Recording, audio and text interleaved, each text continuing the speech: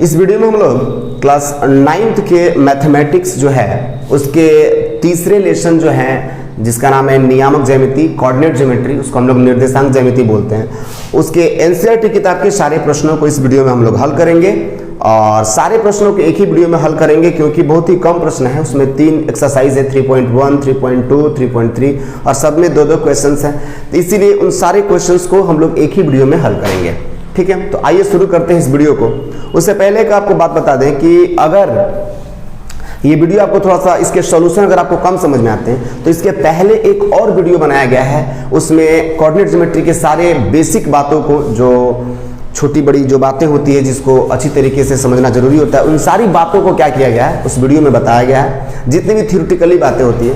तो आप उस वीडियो को जरूर देख लें, अन्यथा अगर आपको ये समझ में आए तो इसको कंटिन्यू रखें। चलिए तो शुरू करते हैं। तो सबसे पहला क्वेश्चन है 3.1 अर्थात प्रश्नावली 3.1 का पहला क्वेश्चन। एक अन्य व्यक्ति को आप अपने अध्ययन मेज पर रखे टेबल लैंप की स्थिति किस तरह बताएंगे। कोई दूसरा व्यक्ति है, उसको आपको बताना है कि आपके अध्ययन मेज पर एक लैंप रखा हुआ है। अध्ययन मेज मतलब जिस मेज पर बैठकर आप अध्ययन करते हैं, पढ़ाई करते हैं, उसको अध्ययन मेज बोलते हैं। उस पर एक रखा है लैंप, उसकी स्थिति को आपको क्या करना है, दूसरे व्यक्ति को बताना है। तो आप किस प्रकार बताएंगे। ठीक है, तो हम इस लेसन में यही पढ़े हैं कि रेने देकार्ते ने बताया कि अगर किसी तल में कोई बिंदु हो और आपको उस बिंदु की स्थिति बतानी हो तो हमें उस तल में क्या करना चाहिए, एक एक्स अक्ष और एक वाई अक्ष खींच देना चाहिए और उसके सहारे उस तल की सारी बिंदु को हम लोग क्या कर सकते हैं, उसकी स्थिति बता सकते हैं, उसके नियामक बता सकते हैं। तो यहाँ पर भी बिल्कुल हम लोग यही करेंगे। क्या करेंगे हम लोग, इस टेबल का जो ये पृष्ठ है उसको हम लोग एक तल मान लेंगे। ठीक है, और जो ये टेबल ये जो लैंप है इसको हम लोग क्या मान लेंगे, एक बिंदु मान लेंगे। ठीक है, ये जो इसका पृष्ठ है इसको तल मान लेंगे और इस बिंदु मान लेंगे। और एक्स अक्ष और वाई अक्ष के लिए हम इसमें क्या करेंगे, तो किन्हीं दो लंबवत जो इसमें किनारे हैं उसको ले लेंगे। याद रहे, लंबवत किनारा, एक ये किनारा लेते हैं तो फिर एक ये किनारा लेंगे, दो लंबवत किनारे ले लेंगे, एक ये लेकर एक सामने वाला लेंगे तो फिर हम इसकी स्थिति को सही से नहीं बता पाएंगे। ठीक है, तो कोई भी दो लंबवत किनारा लेकर और क्या करेंगे, इन दोनों किनारों से उसकी लंबवत दूरी को माप लेंगे। जैसे माना कि हमने इस किनारे से इसको दूरी को मेजर किया, याद रहे कि लंबवत दूरी होनी चाहिए, तो 30 सेंटीमीटर आया। फिर इस किनारे से अगर हम इस दूरी को मेजर किए तो मान के चलिए 60 सेंटीमीटर आया। ये कुछ भी हो सकता है, ये आपकी स्थिति है कि आपका लैंप टेबल पर किधर है। तो हमने माना कि इस किनारे से इसकी दूरी 30 सेंटीमीटर आया और इस किनारे से इसकी दूरी आ गया कितना सेंटीमीटर, 60 सेंटीमीटर। तो इसकी स्थिति कैसे लिख देंगे, इसका नियामक कैसे लिख देंगे, तो 30,60 और पोस्ट के अंदर बंद कर देंगे। यही है उस टेबल लैंप की स्थिति। ठीक है, आपका याद रहे कि आपके लिए ये कुछ भी हो सकता है। चलिए तो समझ में आ गया होगा। तो अब इन बातों को हम लिख लेते हैं। चलिए तो आइए सॉल्व कर देते हैं, इसको लिख लेते हैं जो भी हमने बात समझा। क्या हमने किया, तो मेज को एक हमने क्या माना, समतल। लिखते हैं मेज को एक समतल तथा लैंप को एक बिंदु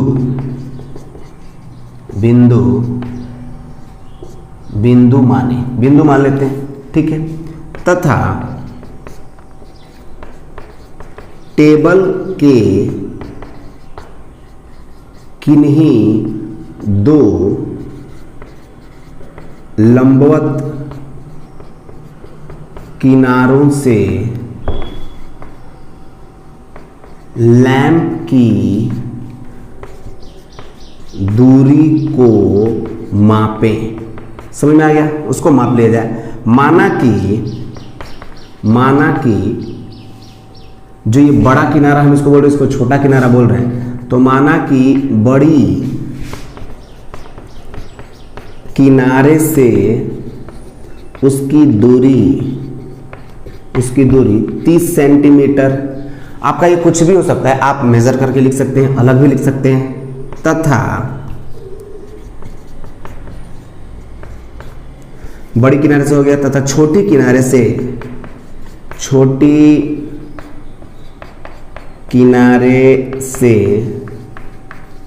उसकी दूरी 60 सेंटीमीटर है।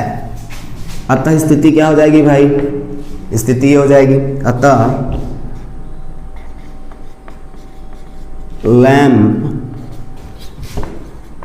की स्थिति 30,60 कोष्ठ के अंदर कर देंगे होगी। समझ में आ गया होगा आपको। चलिए, तो हमने क्या मान लिया, टेबल के जो पृष्ठ थे उसको एक तल मान लिया भाई, और उस लैंप को एक बिंदु मान लिया, और दो लंबवत किनारे लेकर उससे उसकी दूरी को माप लिया और फिर वो लिख दिया, वही उसकी स्थिति है। अब बढ़ते हैं आगे अगले प्रश्न की ओर।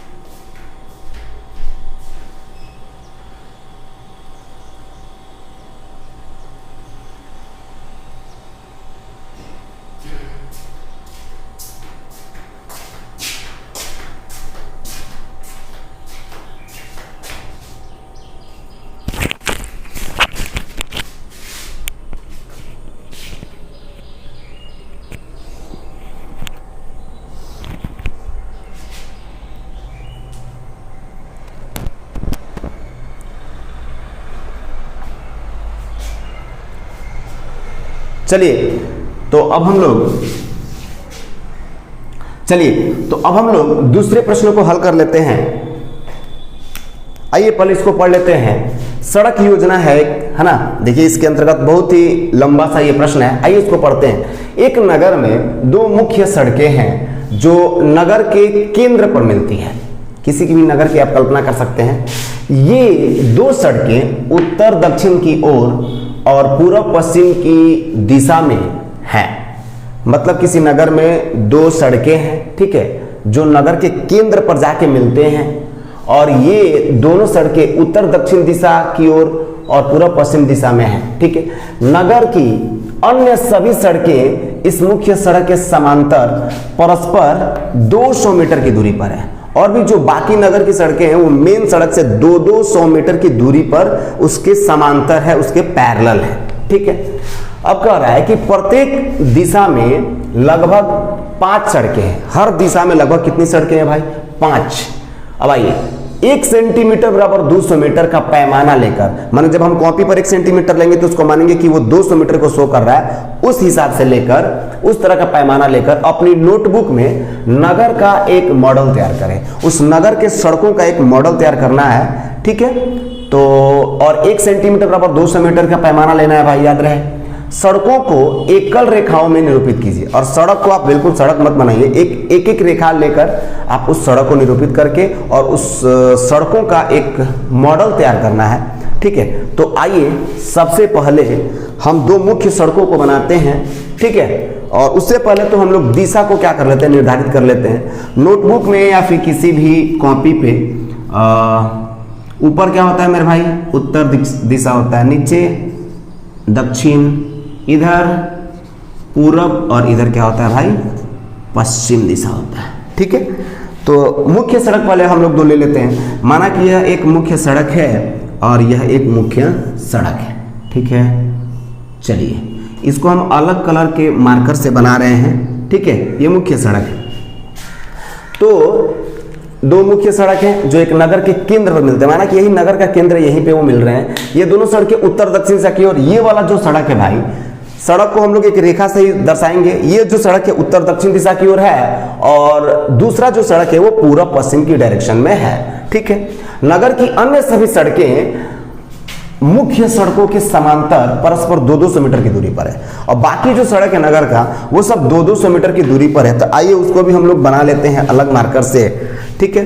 तो मुख्य सड़क के समांतर है, और यहाँ पर हम लिख देते हैं कि 1 सेंटीमीटर इक्वल टू 200 मीटर। हम लोग इसी पैमाना को लेकर चल रहे हैं।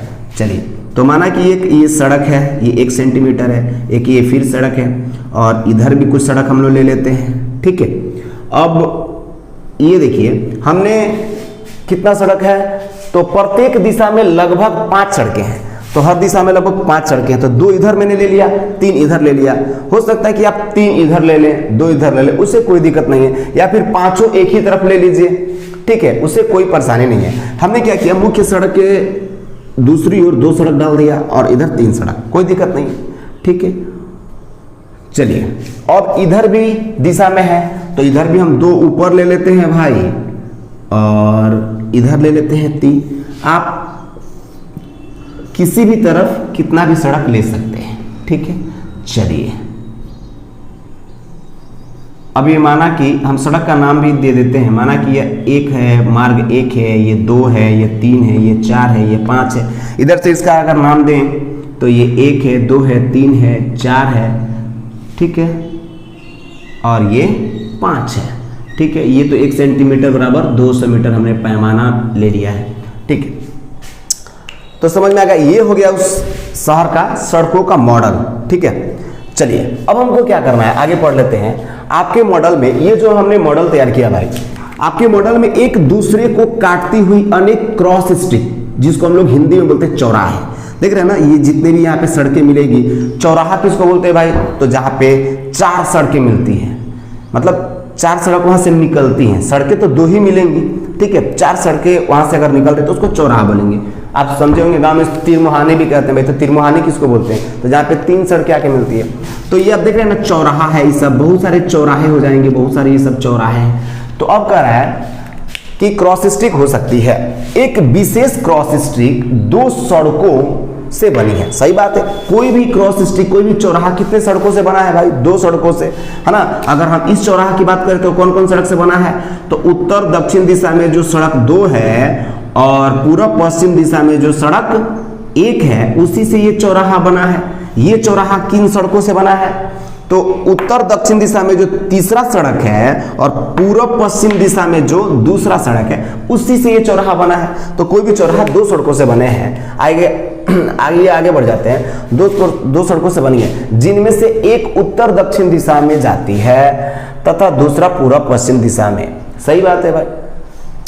प्रत्येक चौराहा यानी क्रॉस स्ट्रिक का निर्देशांक इस प्रकार ज्ञात किया जाता है, और हर क्रॉस स्ट्रिक का निर्देशांक बताया है किताब के में कैसे ज्ञात किया जाता है। यदि दूसरी सड़क उत्तर दक्षिण दिशा में जाती है, उत्तर दक्षिण दिशा में दूसरी सड़क जाती है, और 5वीं सड़क पूर्व पश्चिम दिशा में जाती है, 5वीं सड़क पूर्व पश्चिम दिशा में जाती है दूसरी सड़क, तो ये चौराहा इनसे बनेगा, है ना। तो जाती है और ये एक क्रॉसिंग पर मिलती है, तो यहां पर मिल रही है, आप देख रहे हैं फिगर में, ठीक है।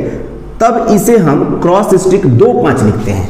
तब इससे हम इसका नियामक अर्थात इसकी स्थिति क्या लिखते हैं भाई, 2 और 5 कॉमा लगा के। समझ आ रहा है, यानी किताब ये बताना चाह रहा है कि इसके निर्देशांक को, प्रत्येक चौराहा के निर्देशांक में x निर्देशांक जो होगा वो क्या होगा, उत्तर दक्षिण दिशा की सड़कें होंगी, और y निर्देशांक में क्या होगा, तो पूर्व पश्चिम की जो सड़कें हैं वो होंगी, ठीक है।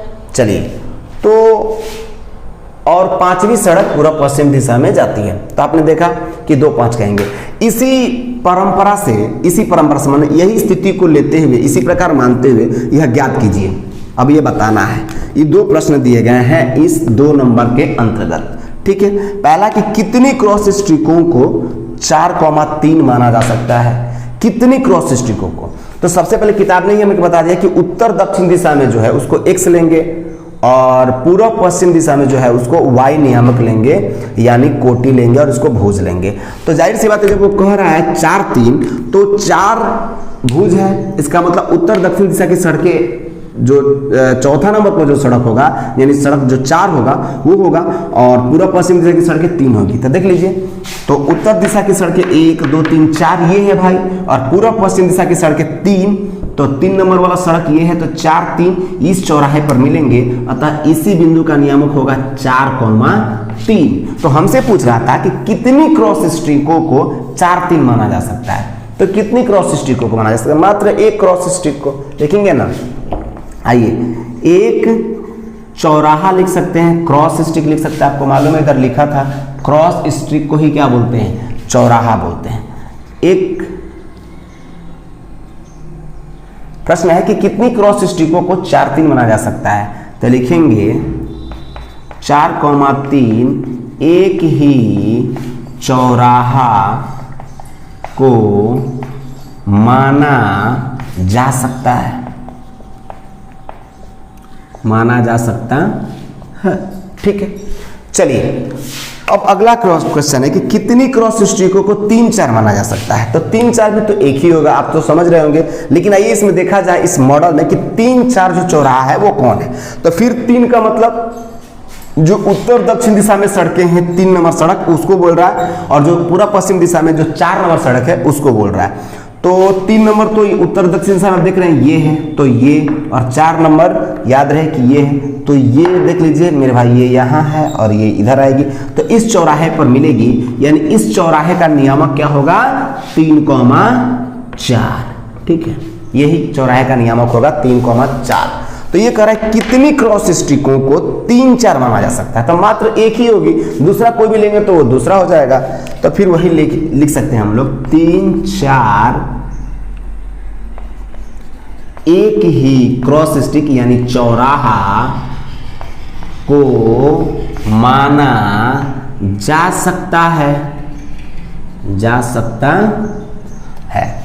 तो समझ में आ गया होगा, हमें एक सड़क योजना का सड़कों के लिए मॉडल तैयार करना था। ठीक है, और उसके बाद से इन 2 प्रश्नों के जवाब देने थे। तो उम्मीद करता हूं कि समझ में आपको आ गया होगा। 3.1 में 2 ही क्वेश्चन थे। अब आइए हम लोग करते हैं 3.2 के क्वेश्चन को। और पहला क्वेश्चन है कि निम्नलिखित प्रश्नों में से प्रत्येक प्रश्न का उत्तर दीजिए, और इसके अंतर्गत 3 प्रश्न हैं, इनका हमें जवाब देना है। तो आइए पढ़ते हैं। कार्तीय तल में किसी बिंदु की स्थिति निर्धारित करने वाली क्षैतिज और ऊर्ध्वाधर रेखाओं के क्या नाम है। उससे पहले थोड़ा सा हम ये जान लें कि कार्तीय तल किसको बोलते हैं भाई। तो कार्तीय तल, तो जिस तल में अगर कोई बिंदु हो और हमको उसको दर्शाना हो, उसका नियामक लिखना हो, तो अगर हम उस तल में एक एक्स अक्ष और एक वाई अक्ष खींचकर उस तल की सारी बिंदु को निर्धारित कर रहे हैं, तो फिर उस तल को हम लोग बोलते हैं कार्तीय तल। चूंकि ये काम तो रेने देकार्ते ने सबसे पहले बताया कि किसी तल के बिंदु को अगर निर्धारित करना हो तो एक्स अक्ष वाई अक्ष खींचकर निर्धारित करना चाहिए।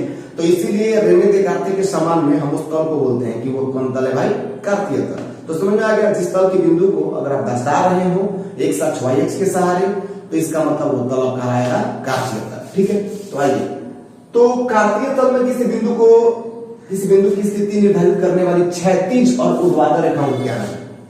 बड़ा आसान सा प्रश्न है। क्षैतिज का नाम है मेरे भाई एक्स अक्ष और ऊर्ध्वाधर का नाम क्या है, वाई अक्ष। आपको तो याद होगा, फर्स्ट वीडियो आपने देखा होगा। ये क्षैतिज है, इसको बोलते हैं एक्स अक्ष, और ये ऊर्ध्वाधर इसको क्या बोलते हैं, वाई अक्ष। तो आइए इसको लिख लेते हैं भाई।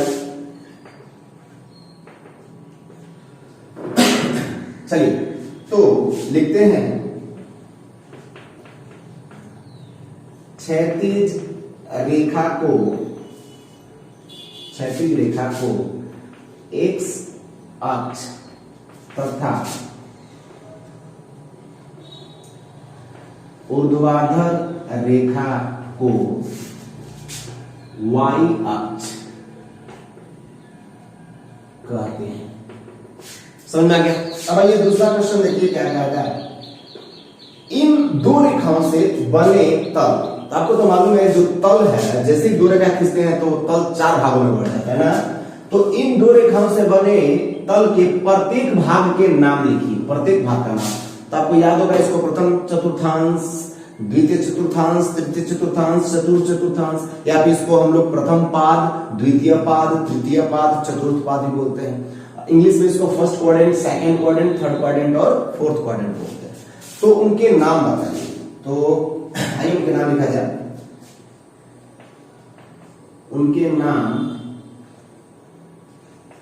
नाम है, क्या है पहला, तो प्रथम चतुर्थांश, समझ आ गया होगा। दूसरे को लिख सकते हैं हम लोग क्या, द्वितीय चतुर्थांश। तीसरा को लिख सकते हैं तृतीय चतुर्थांश, फिर चतुर्थ चतुर्थांश। इस प्रकार आप प्रथम पाद, द्वितीय पाद, तृतीय पाद, चतुर्थ पाद भी लिख सकते हैं। चलिए अब तीसरा प्रश्न पढ़ लेते हैं भाई। तीसरा प्रश्न क्या है, उस बिंदु का नाम बताइए जहां ये 2 रेखाएं प्रतिच्छेद करती है। आपको याद होगा जहां ये दोनों रेखाएं प्रतिच्छेद करती है, जहां एक्स अक्ष और वाई अक्ष प्रतिच्छेद करता है, उसका क्या नाम है भाई, मूल बिंदु नाम है। तो यही है मूल बिंदु। तो चलिए हम लोग लिख लेते हैं उन दोनों रेखाओं जहां पर एक दूसरे को काटती है उसका नाम है मूल बिंदु। मूल बिंदु। चलिए चलिए अब हम लोग आगे बढ़ जाते हैं। चलिए अब हम लोग बना लेते हैं 3.2 के दूसरे क्वेश्चन को। कह रहा है कि आकृति 3.14 आपके सामने यही आकृति है 3.14। यह देकर निम्नलिखित को लिखिए। इन प्रश्नों का हमें क्या करना है, जवाब देना है इसको इस आकृति के। चलिए तो सबसे पहला क्वेश्चन है भाई कि बी का निर्देशांक। बी का निर्देशांक क्या है, तो ये सबसे पहले ढूंढते हैं कि बी है कहां। देख लीजिए भाई बी यही है। अगर आपको क्लियर नहीं दिख रहा हो तो मैं यहाँ पे फिर से लिख देता हूँ, यही है बी। अब इसका निर्देशांक लिखना है तो आपको याद होगा निर्देशांक लिखने के लिए हम क्या करते हैं, तो हम मानते हैं कि हम मूल बिंदु पर बैठे हैं और हमको उस बिंदु के पास जाना होता है। और एक नियम है कि सबसे पहले हम किस पर चलेंगे, एक्स पर और फिर वाई के डायरेक्शन में। पहले एक्स के डायरेक्शन में फिर वाई के डायरेक्शन में। ऐसे लिख सकते हैं किसी का नियमक, नहीं फिर तो कैसे लिखेंगे, पहले वाई अक्ष से दूरी और फिर एक्स अक्ष से दूरी, यही बात है।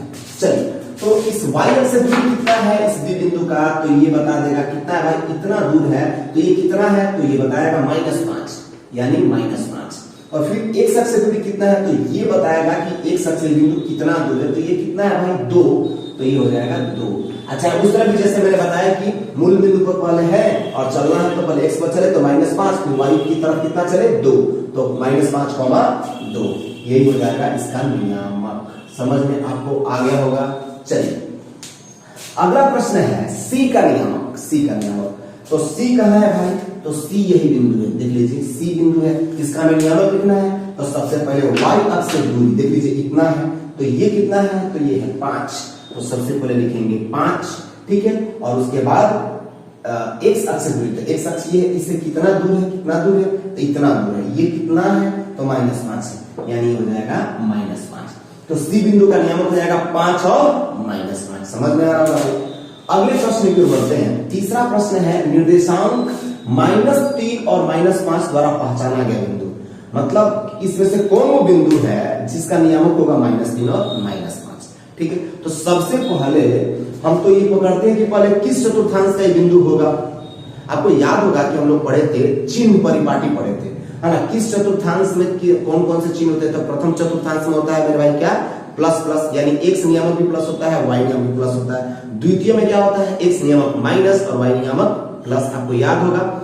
तीसरे चतुर्थांश में क्या होते हैं, तो दोनों माइनस होते हैं, यानी एक्स नियामक भी माइनस और वाई नियामक, यानी भुज भी माइनस और कोटि भी माइनस। और चौथे जो होते हैं, जैसे ये चौथा है आकृति के हिसाब से, तो चौथे चतुर्थांश में क्या होते हैं, तो एक्स नियामक प्लस और वाई नियामक माइनस होते हैं।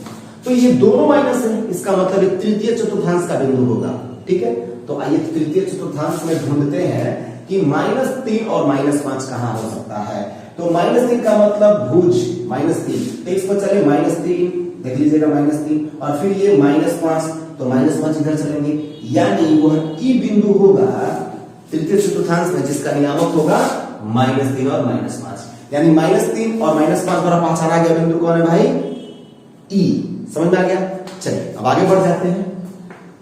अगला प्रश्न है कि निर्देशांक 2 और -4 द्वारा पहचाना गया बिंदु। तो सबसे पहले फिर हम पता लगाते हैं किस चतुर्थांश का बिंदु है, 2 और -4। तो 2 है भुज पॉजिटिव है और माइनस में है कोटि, है ना।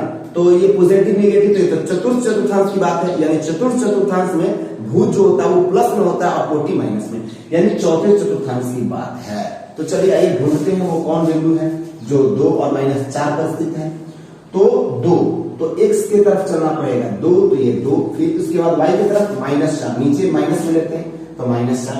तो यानी वह G बिंदु है भाई जिसका नियामक होगा 2 और -4, यानी 2 और -4 द्वारा पहचाना गया बिंदु कौन है, G है, इस आकृति के अनुसार। समझ में आ गया।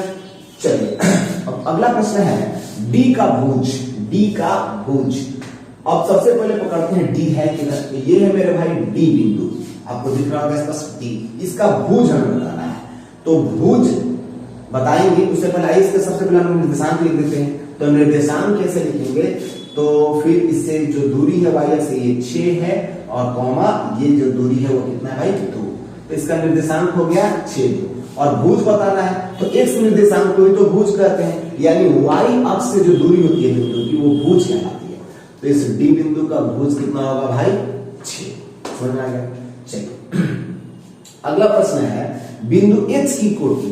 तो पहले ढूंढते हैं बिंदु एच है किधर। तो देख लीजिए बिंदु एच यहाँ पर है, ठीक है। इसकी हमें कोटि बतानी है, तो कोटि बतानी है तो एच बिंदु, तो इसका भी निर्देशांक लिख लेते हैं, उसके बाद से इसकी कोटि बताते हैं। तो सबसे पहले इधर चलना पड़ेगा भाई, तो -5 और फिर इधर चलना पड़ेगा तो यह -3, यानी हो जाएगा -5 और -3 हो जाएगा इसका क्या निर्देशांक। अब हमें बताना था कोटि, तो y निर्देशांक को तो ही कोटि बोलते हैं भाई, यानी जो x बिंदु है उसका कोटि कितना है भाई -3। ठीक है, समझ में आ गया होगा। अगला प्रश्न है 7 नंबर, बिंदु L का निर्देशांक L, और L ढूंढते हैं कहां है L। देख लीजिए L यहां पर है भाई, L बिंदु यहां पर है, ठीक है। चलिए अब इसका निर्देशांक लिखना है। चलिए तो सबसे पहले आप यही ना मानते हो कि x इसका निर्देशांक कैसे लिखते हैं, तो y अक्ष से दूरी, तो ये तो खुद y अक्ष पर है, ये L जो बिंदु है खुद y अक्ष पर है भाई, यहां पर है बिंदु, तो y अक्ष से इसकी दूरी क्या है, तो भाई y अक्ष पर ही है, तो y अक्ष से उसकी दूरी क्या है 0 है, 0। चाहे ऐसे भी आप मानिए कि इसके पास जब जाना है तो सबसे पहले x पर चलना पड़ेगा, तो x पर कहां चलेंगे, यहां जाना है तो इधर तो कहीं चलेंगे नहीं, यानी x पर नहीं चलेंगे तो उसका वो क्या हो जाएगा दूरी 0, ठीक है। और y पर कितना चले 5, यानी x अक्ष से दूरी 5 है, तो इसको लिख देंगे 5। आपको बता दें कि नियामक दो तरीके से लिख रहे हैं हम लोग, पहले या तो उस बिंदु पर जहां जाना है मूल बिंदु पर मानिए कि बैठे हैं, पहले x पर चलिए फिर y पर, ऐसे लिख सकते हैं, या फिर नहीं तो पहले y अक्ष से दूरी और फिर x अक्ष से दूरी, आपको याद होगा। चलिए तो इसका नियामक क्या हो गया 0,5।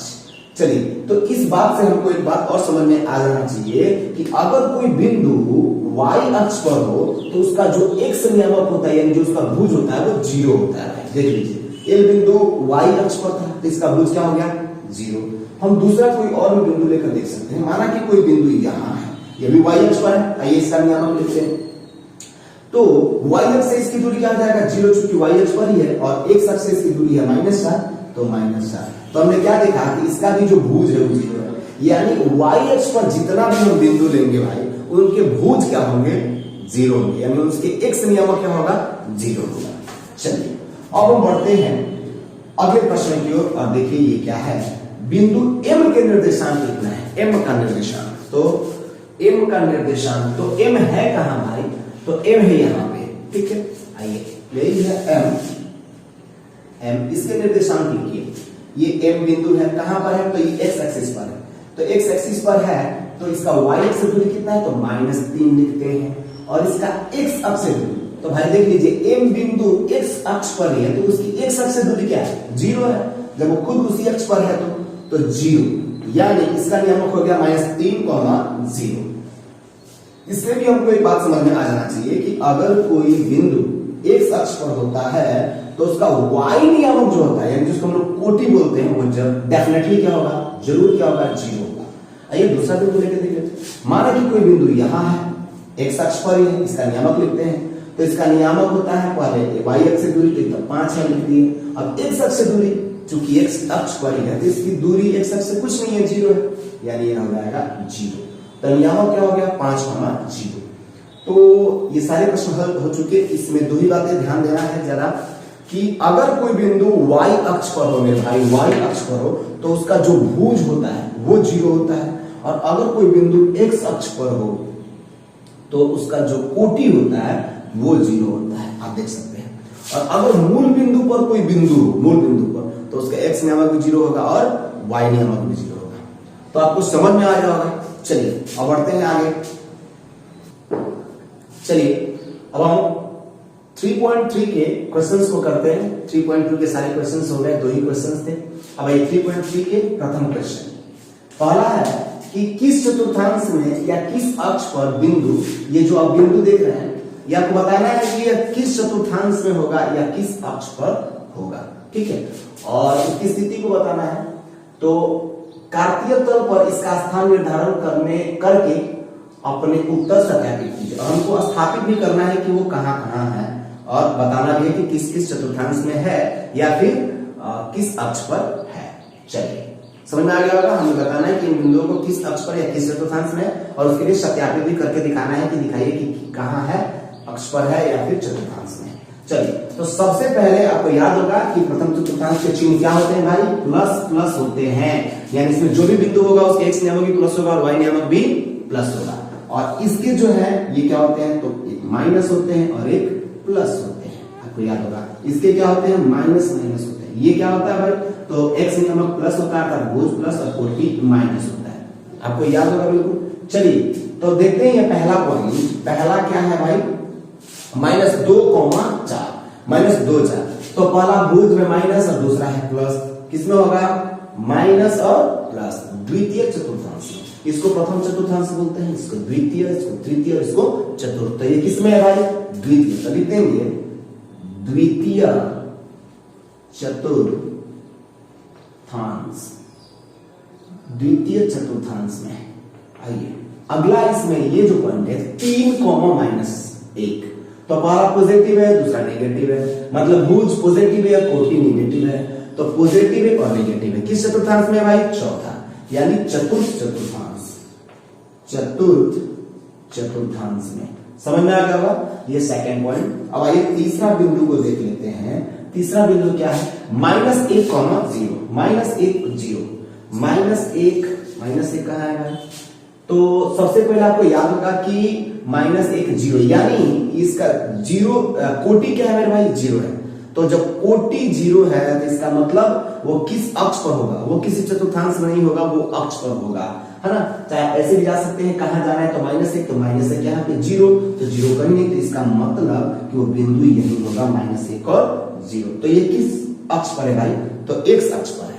समझ में आ गया होगा, यानी आपको अभी इसके पहले बताया गया कि अगर x अक्ष पर कोई बिंदु होता है तो उसका कोटि क्या होता है भाई, 0, तो इसका कोटि 0 है।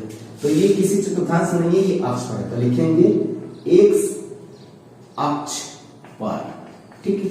अगला 4 नंबर जो इसमें बिंदु है वो है 1, 2, तो दोनों पॉजिटिव है, एक भी पॉजिटिव में है और 2 भी पॉजिटिव में है, यानी कोटि भी प्लस में और भुज भी प्लस में, तो क्या हो जाएगा, तो दोनों प्लस इसमें होता है, यानी प्रथम चतुर्थांश। तो लिख देंगे प्रथम चतुर्थांस, प्रथम चतुर्थांस में।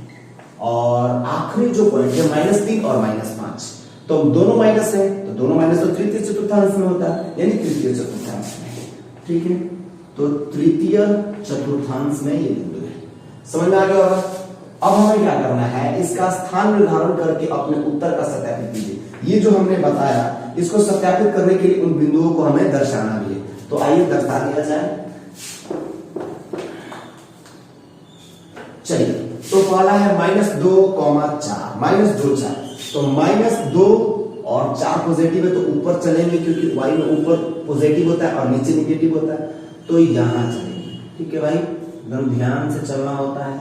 और ये अगर आपका ग्राफ पेपर हो तो बिल्कुल आपको परेशानी नहीं होगा, ठीक है। तो यही होगा वो बिंदु जिसका नियामक होगा -2,4, ठीक है। चलिए तो है द्वितीय चतुर्थांश में आपने देखा। अब इसको देख लीजिए, 3 -1, तो 3, तो इधर चलेंगे तो 3 और -1 ऊपर चलेंगे कि नीचे भाई, तो हमें चलना पड़ेगा नीचे, क्योंकि नीचे y में क्या होता है, ऋणात्मक होता है, तो इधर चले फिर इधर चले -1, यानी यही वो बिंदु होगा जिसका नियामक होगा 3, -1। तो ये चतुर्थ चतुर्थांश में आ गया, देख लीजिए ये चतुर्थ चतुर्थांश में था, ठीक है। अब आइए अगला पॉइंट है -1,0, तो -1,0 यही होगा। समझ में आ रहा होगा, -1 x अक्ष में बाई तरफ होता है, -1 0 है तो कहीं नहीं जाना पड़ेगा, यानी यही वो बिंदु जिसका नियामक है -1,0, ये x अक्ष पर ही होगा, ठीक है, x अक्ष पर देख लीजिए। फिर अगला पॉइंट है 1, 2, ठीक है, 1, 2, तो 1 इधर चलेंगे फिर 2 इधर चलेंगे, तो चलिए x पर 1 फिर इधर चलेंगे फिर इधर चलेंगे, कितना भाई, यही है वो पॉइंट 1 और 2, यानी किस चतुर्थांश में होगा, प्रथम चतुर्थांश में होगा, ठीक है। चलिए अगला प्रश्न है कि -3 और -5 को निर्धारित कीजिए। -3 और -5, x पर चलिए -3 यहां पर आ गए, ठीक है, तो और -5, तो -5 -3 यही वो बिंदु होगा, -3 और -5। समझ में आ गया होगा। तो अब बन गया प्रथम प्रश्न, आपको समझ में आया होगा। अब बनाते हैं दूसरा क्वेश्चन। अक्षों पर दूरी का उपयुक्त एकक लेकर नीचे सारणी में दिए गए बिंदुओं को तल पर आलेख कीजिए, है ना। अब इन बिंदुओं को क्या करना है, ये x के वैल्यू है और ये y के वैल्यू है। हमको क्या करना है, इस बिंदु को फिर इसी प्रकार बताना है कि किस किस चतुर्थांश में होंगे या फिर किस किस अक्ष पर होंगे, ठीक है। तो आइए हम इसको मिटा देते हैं और फिर इसी स्केल पर हम इन बिंदुओं को दर्शा देते हैं।